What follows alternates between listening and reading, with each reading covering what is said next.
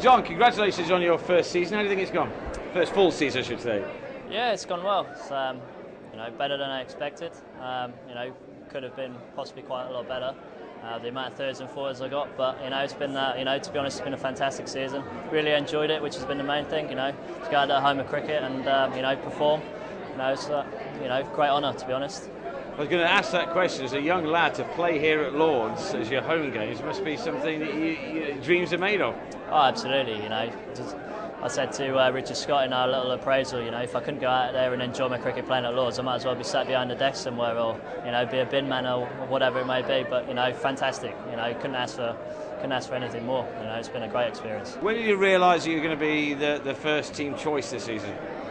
Well, sort of the start of the season, beginning of the season, to be honest. Angus sort of said, we're looking to you, so try, just go out there, enjoy it. Give me a few words of wisdom, which was, it's always entertaining from the great man, isn't it?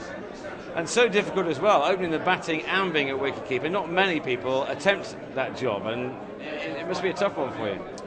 Yeah, it was a tough ask, obviously. Opening, batting and keeping wicket, it's always a tough ask. But I stuck my hand up and said, if that's going to be the best for the team, then obviously I'm going to, I'm going to do it. So, I just got on with it and tried to do my best, which was the main thing. So, what is your favourite thing to do? Is it keeping wicket? Is that the first thing you learned when you were even younger, or is it the batting?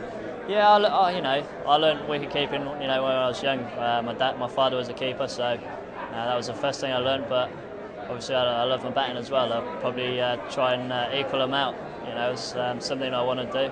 I love them both, so it's a case of just obviously building on both.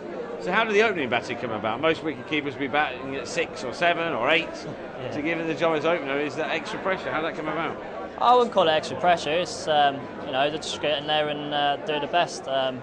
Richard Scott spoke to me along with Richard Johnson just to sort of say, we're looking to maybe use you as an opening bat, and so it gives us an extra dimension, whether play an extra spinner or an extra batter, extra seamer, whatever that may be.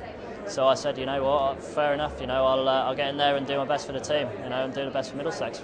You also had, of course, at the club for a short part of the season, Adam Gilchrist, probably the greatest wicket-keeping batsman there's ever been. What advice did he give you? Oh yeah, Gilly was brilliant. He just tried to, said to me, just keep things simple, enjoy my cricket, and just go out there and do my best. He gave me a few keeping tips, a few batting tips, just to, it was fantastic. Great to have around. So hopefully our paths will sort of cross later on, hopefully in our career.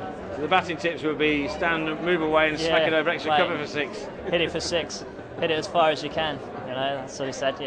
No, he just said keep things simple. It's very easy to sort of move the focus away from what you're trying to do. So just keep things simple. At this time you should know your own game. So just go out there and play with a bit of freedom, and what will be at the end of the day. So it's a good little bit of advice, I think. But growing up again, you must have watched him endlessly over the years on the TV. What was it like for you personally to suddenly find yourself being given advice by him? Yeah, hours and hours of watching him. What a fabulous player. Bat and with the gloves. It's been absolutely fantastic, hasn't it? The advice that he sort of give me is something I've got to add to my game, and hopefully that'll benefit Middlesex and obviously myself in the long run. So looking ahead already to next season, do you set yourself any targets? What do you want to try and achieve? I wouldn't say I'd set too many targets. I want to get 1,000 runs in the sort of championship. That's one of my big goals, and obviously if I play well, then I'll back my ability to do that, and just take the catches, take the stumpings, and take every game as it comes. Not look too far ahead. Obviously got a big pre-season ahead of us, so really looking forward to that. Getting stuck in and knuckling down, should be quite interesting.